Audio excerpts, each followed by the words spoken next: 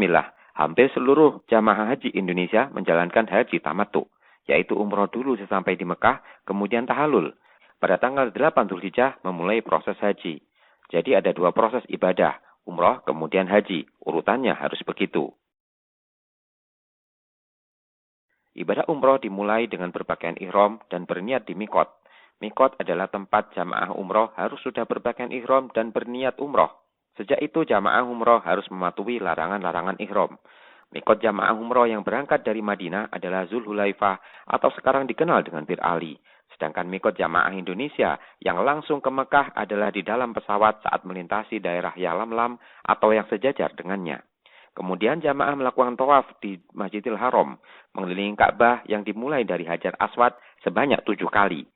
Setelah tuntas mengelilingi Ka'bah 7 kali, disunahkan sholat 2 rakaat di belakang makom Ibrahim, kemudian minum air zam-zam. Berikutnya jamaah melakukan sa'i, dimulai dari Bukit Sofa, berjalan menuju Bukit Marwah, kemudian balik ke Sofa, begitu seterusnya sampai 7 kali.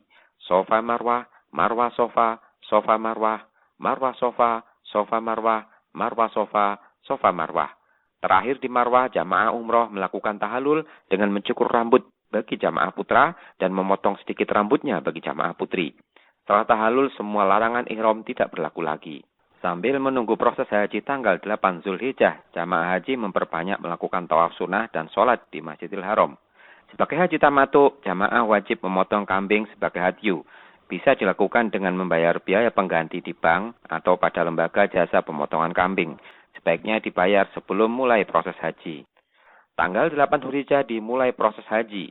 Sama dengan umroh, haji dimulai dengan berpakaian ihram dan berniat haji di mikot. Mikot bagi jamaah haji yang sudah tinggal di dalam batas mikot umroh adalah dari kediamannya masing-masing. Dalam hal ini adalah hotel jamaah Indonesia. Disunahkan sebelum wukuf, jamaah haji mabit atau bermalam dulu di Mina.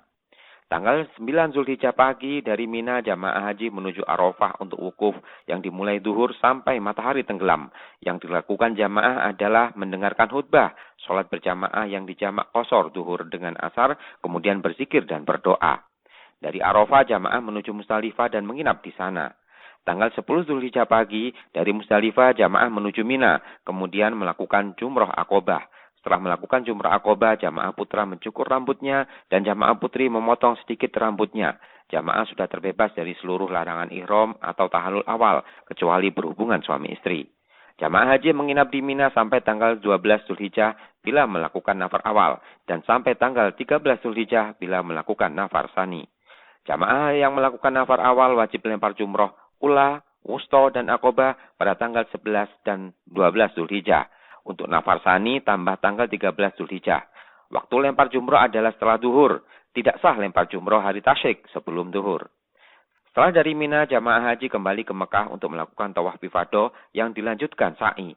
Setelah sa'i, jamaah sudah tahallul akhir sehingga sudah boleh melakukan larangan ihram yang tersisa, yaitu berhubungan suami istri. Maka tuntaslah proses ibadah haji.